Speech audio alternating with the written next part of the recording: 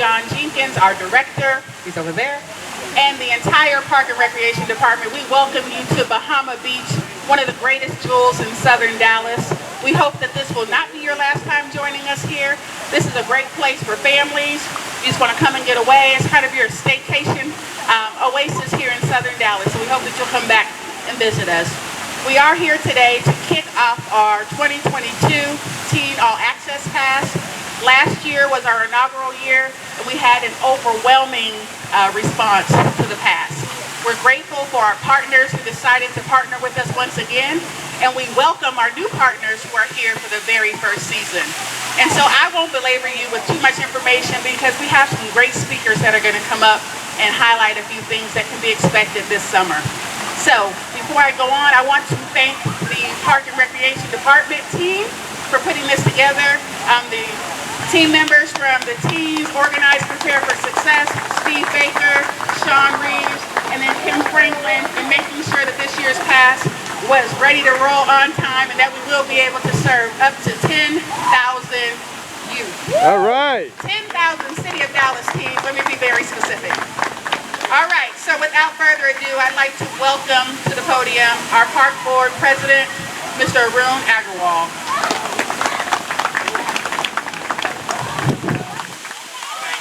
Thank you, Crystal. Appreciate it. Really exciting day, but I'll keep really brief given the heat we have out here. So thank you all for coming. 2019 is when I was appointed to the Park Board. And I remember my first conversation with Mayor. He said, you know, with all these resources we have, with more than 40 recreation centers and citywide, how can we help the teen more? It was just before summer, and summer is, as you know, for parents it's fun that kids are home, and it's challenging also that how can you provide them activities. And first thing he said, how do we do it? And that's the year I think where the teen programming started with the night activity in the park recreation. And guess Mayor and the council put their money where the mouth was, and there was $500,000 of funding provided by council for Teen Access program. And last year we had our first Teen Access program, very successful, as Crystal said. She said, yeah, you know, we had approximately 7,000 passes were issued, but around 14,000 people who used the passes. So fantastic participation we had. And very excited this year we are expanding it to 10,000 passes for the youth, which they can start collecting from June 27th onwards at any of our 41 recreation centers on first come first serve basis. Some amazing programming which they can access to. I can see a lot of our very familiar friends who always have been part of helping us. I see Sean from Arboretum, I see Greg from Zoo, who always have, whenever we need them, they always, but besides that we have added two more very excellent partners, because that was again that how do we get programming with the change which is happening. STEM is, we talk all the time, so how can we get kids into Perot Museum? And I see Perot Museum is here, and thank you for agreeing, and they are partners this year. And also the golf. I think golf is a sport which seems like it's a sport of privilege, but kids need equally good access. So golf has been included, so very excited about those two. And Amazon, you know, they are going to sponsor, they are our title sponsor this year, and we are going to have a 500 randomly selected water day at this beautiful water park. Amazon, I can tell you, out of those 500, at least 100 are supported by my wife, who shops Prime Day every day.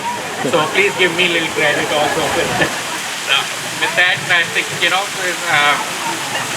really private partnerships, you know, private-public partnerships have been key to our Dallas parks. You see it in terms of our development, in our growth, and this is what really makes the difference to the teen, to the youth, and very excited about that. Having said that, I don't want to take much time, but love to introduce our mayor, family man. He has 3 kids. He uses our parks, recreation centers because he grew up without privilege into southern Dallas, in West Dallas, in Oak Cliff. And every time we talk, he says, how he uses these and makes him appreciate more and more what parks and recreations can do. Our fearless leader, and I introduce our 60th mayor, Mayor Eric Johnson.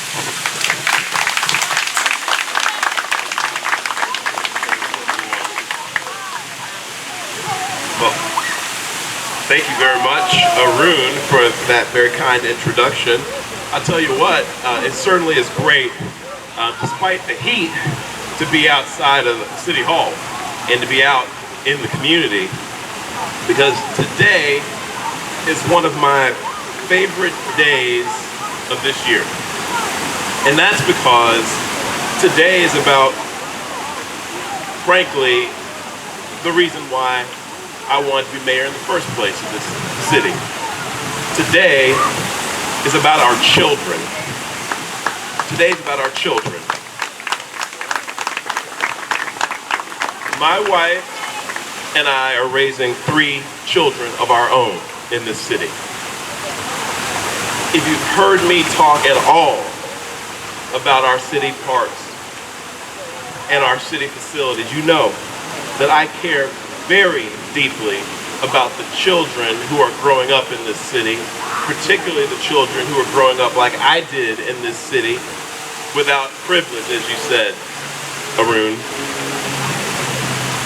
I don't oversee our school district, so I don't get to determine what happens with our children during the school day, which frankly is where they spend most of their time when they're not at home. But I do have something to do with city government. And city government is supposed to be helping our families to make their lives easier, to make their lives better. It's our job in city government to ensure that our children in this city have ample opportunities to learn, to grow, to thrive, and frankly, to just flat enjoy themselves when they're not in school. That's been a major priority of mine since I've been mayor. And that's why our city's Park and Recreation Department is so pivotal to our success as a city. And it's why I'm thrilled to be here today to help kick off the 2nd year of the Teen All Access Pass program.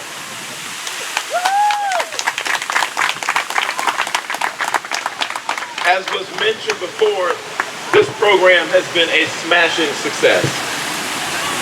We thought that this program was going to be a great program, but frankly, the success of this program surprised even those of us who were behind it all the way.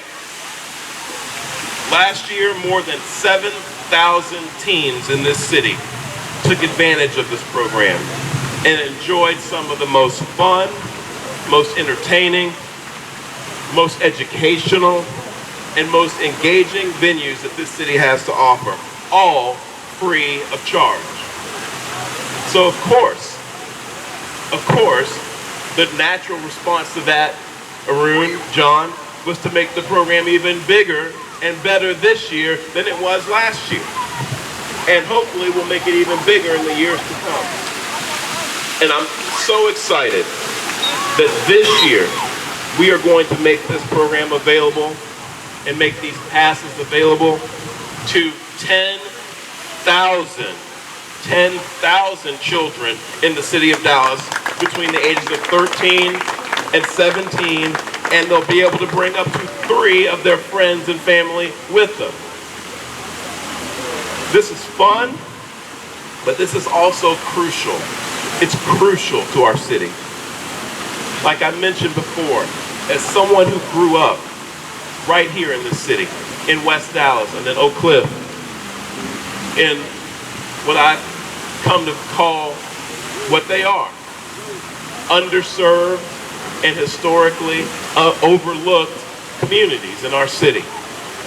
I understand how important it is that our city government provide parks, trails, libraries, aquatic centers, nature centers, museums, all of those types of amenities for our families who need those for their children. I know for one that I would have cherished an opportunity like we're providing our kids today when I was a kid. I would have loved to have had a Perot museum in the first place and certainly been able to access it free of charge. To be able to access a place like the Dallas Holocaust and Human Rights Museum, to be able to access the Dallas Zoo, Southern Skates, and certainly a place where when the temperature is over 100 degrees like it is today, a place like Bahama Beach Water Park. I would have loved to have had an opportunity to access places like that free of charge. So I want to say a sincere thank you to Amazon for sponsoring this year. I want to thank all of our partner venues. I want to thank our Park and Recreation Department and its very capable leadership under John Jenkins, and of course, our Park Board President, Arun Agarwal, Vice President Daniel Wood, and our entire Dallas City Council who decided that this was a priority. And I'm so glad that they agreed that Dallas has to be a place for families if it's going to be successful in the future. With the help of this partnership, I know that this is going to be a great summer for Dallas families, and it's going to be a cornerstone of what I'm calling a summer of safety. We are going to make sure Dallas is safe. We're going to make sure this summer our kids are safe, and programs like this are at the center of that. So with that, I want to say thank you again for coming out. And now we're going to present a ceremonial pass to kick off this year's Access program.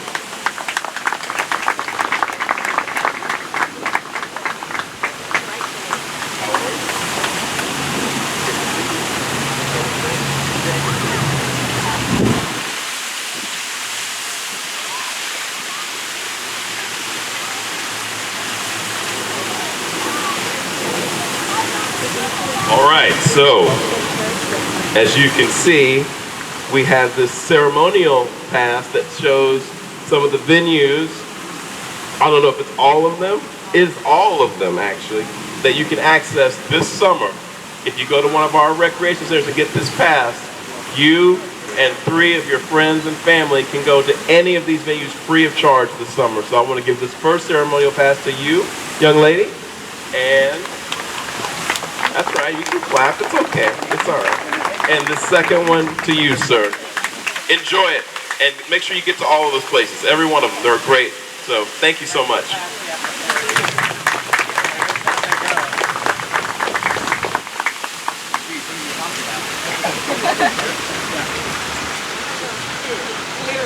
Okay, well next up, thank you Mayor Johnson, and thank you to Carmine and Janae, our teams here. So next up we have our representative from Amazon. So I would like to introduce to you Vicki Yakunin, who has been a great partner for the Park Department as well as the city at large. So without further ado, Vicki. Thank you so much, Crystal, and thank you, Mayor Johnson, as well. We're so glad to be here. I'm Vicki Yakunin, and I lead Community Affairs for Amazon in North Texas. We're proud to partner with Mayor Johnson and the Dallas Parks and Rec Department to support the Teen All Access Summer Pass. We know that a visit to the museum or other cultural institution can inspire a student's interest in a particular area and spark a pursuit of a career. At Amazon, our goal is to be the most trusted community and business partner in this region. We achieve this goal through partnerships with the city, through our support for nonprofits in local neighborhoods, and through our investments in larger projects that benefit the greater North Texas community. The Teen All Access Pass builds on our commitment to support communities in which we operate. We're so proud to provide Dallas teens with free access to fun, safe, and enriching summer activities. In fact, Amazon has worked with many of the museums and attractions participating in the Summer Pass program, including the African American Museum at Fair Park, the Dallas Arboretum, Dallas Holocaust and Human Rights Museum, and also the Dallas Zoo. Thank you to the Dallas Parks and Rec Department for all you do to support teens in our local community. We're proud to partner with you.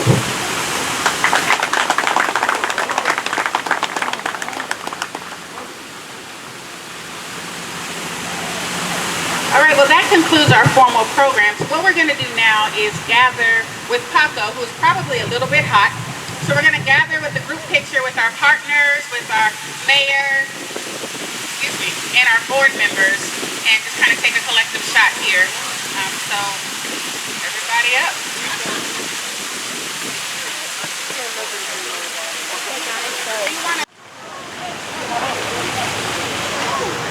Take one more. 1, 2, 3.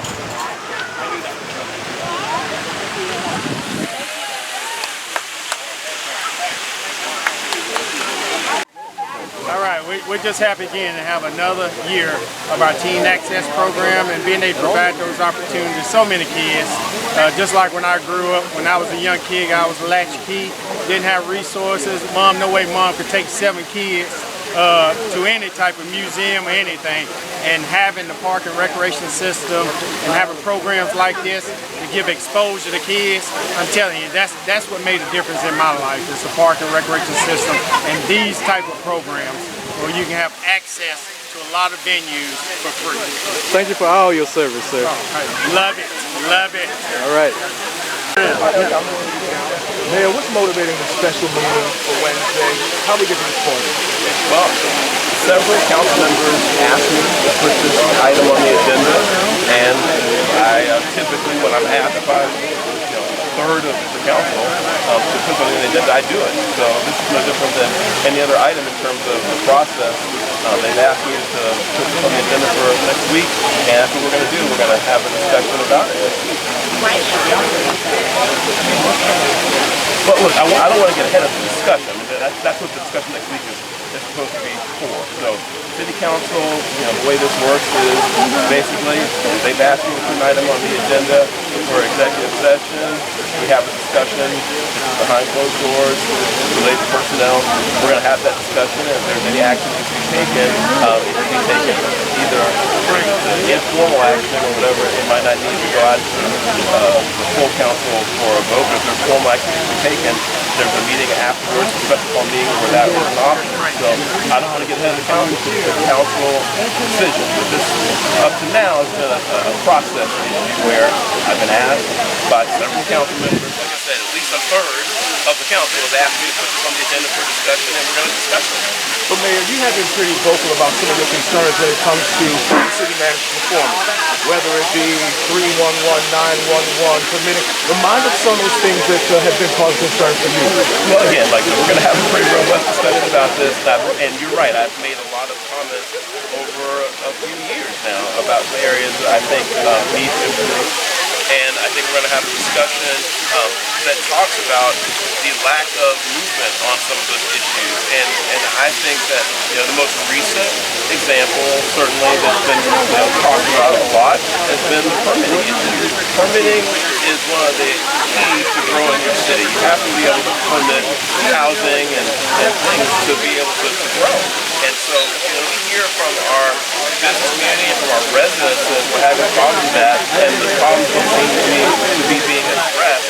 That's a cause of concern. And in the last couple of meetings we had about the topic, I was told, and I think everybody heard, the city manager say it was a PR problem. A PR problem that was the creation in large part of the Dallas City Council, which didn't sit well with me because it's not a PR problem. It's a problem that affects people's lives. It's a major driver of your city's growth. So things like that, I think, we're going to have a discussion about what we do when we've been told pretty much to our face that, the city manager doesn't think that that's an issue. I disagree. I think it's a major issue. I think it's a huge issue. Mayor, have you been manager to resign? Last one. No. You did not. Did anybody, to your knowledge, ask him to resign? To my knowledge, several council members have spoken to the city manager and asked him to, or at least extended to him the courtesy, I'd say, of being able to resign in lieu of any vote or formal action. But to my knowledge, he has rejected those over.